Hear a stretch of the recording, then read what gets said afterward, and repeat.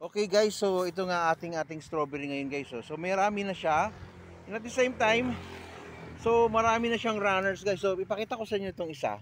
Ito nun guys, medyo gumaganda na rin siya. Ayan, ayan katulad yan. So ito mga ganito guys. So ito katulad ito may runners na siya oh. Kailangan natin minsan i-cut. So ito, medyo okay na siya. Ito yun guys, so ito ang ganda-ganda na niya oh. Ayan oh, may bunga na siya. So may hinog na rin siya. So marami siyang incoming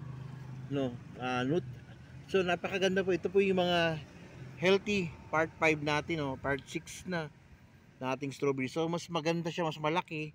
And at the same time, malaki yung bunga niya, guys. So tingnan nyo. So ayan, tingnan nyo po, guys. So ganda, 'di ba? Nakaka-inspire. So yan po ang ating strawberry ngayon, guys. So ayan po. 'Di ba? Napakaganda. And at the same time, guys, meron din siya mga meron din siyang So kinat ko na po siya kasi nga okay na siya. Meron na siyang mga medyo linis.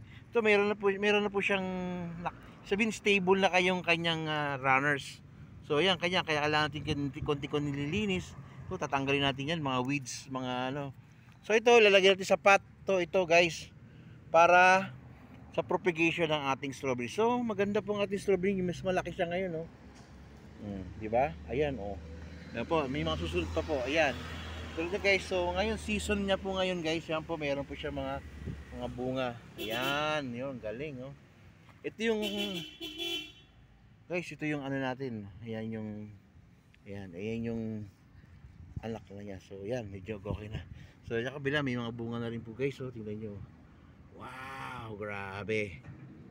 Sobra. So yan.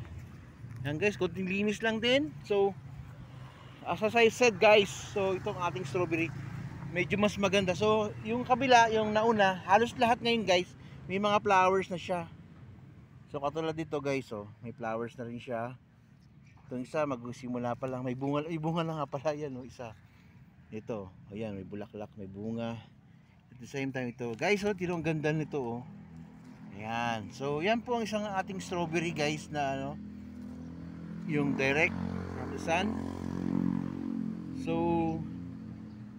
ayan guys, so yung mga kailangan nating lalagyan natin ng konting pin para medyo mas okay na siya. Yan.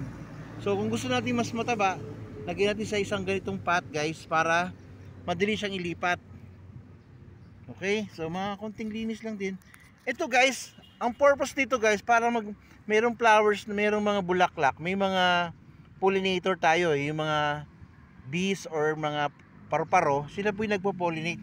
So pag nakita po natin ganyan guys, yung mga bulaklak, yan po ang tumutulong mag-pollinate ng ating mga So ito guys, so 1 month din po yan yung mga yan. Yan katulad yan. 1 month na po yan, mga 1 month na rin po yan kalilipat. So nag-energize na sila, okay na siya. So yan. So yung sumunod natin, ito nga yung sumunod naman natin isa guys. So ito nga kanina yung ating nakita. So ito sumunod. So halos lahat po guys ay may mga bunga na. So yan medyo mas malaki siya guys. Tingnan nyo. Diba? So yan, konting linis.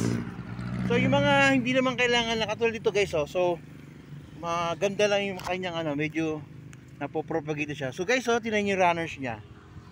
Yan may runners siya. So lalagyan natin ng konting clip. Ito guys yan Yan. So yan po ang process ng ating propagation guys seedlings wala po tayong seedlings, ito po yung runners na tinatawag nila. So runners propagate. So guys, ito nakita po natin nagbo-bloom na siya. So ano ang kailangan nating ayusin dito? Tulad niyan guys, ito may mga dahon siya na medyo hindi naman kailangan. Have to clean that. Remove all the unnecessary. Katulad dito guys, hindi na ito nakakatulong sa kanila. Because stress na ito guys So tatanggalin na natin yan. Yan guys. Okay. So konting linis guys. So medyo marumi-rumi na. Yan Yun po yun. Halos lahat po guys may mga ito niya may bunga. Ito may bulaklak na rin siya guys. So nag-uumpisa na. May runners pa at the same time guys. Okay. Yan po yung iba. Ito pa isa guys So ito guys medyo maganda na rin siya pero wala pa siyang bulaklak, pero marami na rin siyang anak. sa katawan. Yan, napakaganda. Ito guys, oh. Ito pa isa. So marami-rami na rin po tayong mga strawberry, konting linis. Ayan. Ito guys, oh. Oh, yan. Tatanggalin na natin to. Yan. So remove this one. Yan, linis natin. So makakatulong po sa strawberry na maging healthy siya. Tulad ng paglilinis natin, guys. So, ayan, oh. Okay, so ito pa guys, oh. Hindi mo nila kailangan yan. Yan, okay. Okay, ayan, oh guys, oh. Remove natin yung mga leaves na hindi naman kailangan, na dadag stress sa ating strawberry. Oh, yan guys, oh. Ayan, ganda. So linis lang konti. So guys, oh, tingnan nyo, waiting lang. So ating mga flowers. So ito guys, katulad nito, oh, maganda na siya. So kailangan lang konting linis lang. Oh, yan, yung sa mga sumunod pa niya guys. So ito guys, oh, tingnan nyo. Ito, kapo-pruning natin to, pruning lang natin, tinatanggal natin yung mga itong leaves niya, okay pa. Okay guys.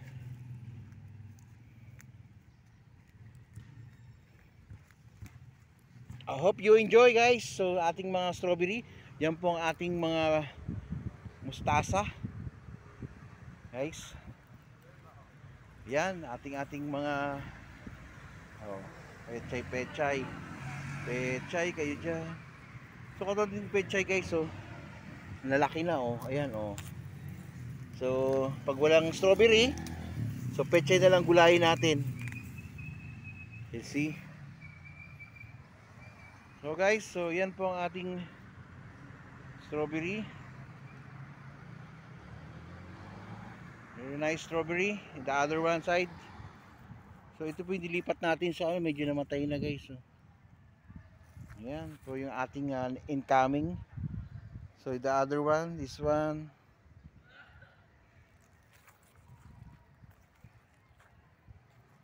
Okay guys, to, oh, yan, oh, konting linis lang. Tanggalin natin to, medyo hindi na siya okay. Ayan, pruning. Okay. So ang to guys, ang ganitong dalawa na to. Ayan, tingnan niyo, oh. Katabi sila, parehas may bunga. Okay. So bananas, strawberry. Very good. Here we go. So we have 4. So guys, thank you for watching guys sa ating strawberry. So update natin next week ang ating strawberry guys. Thank you very much. See, can't you see guys? Diba? Ganda, lalaki na niya.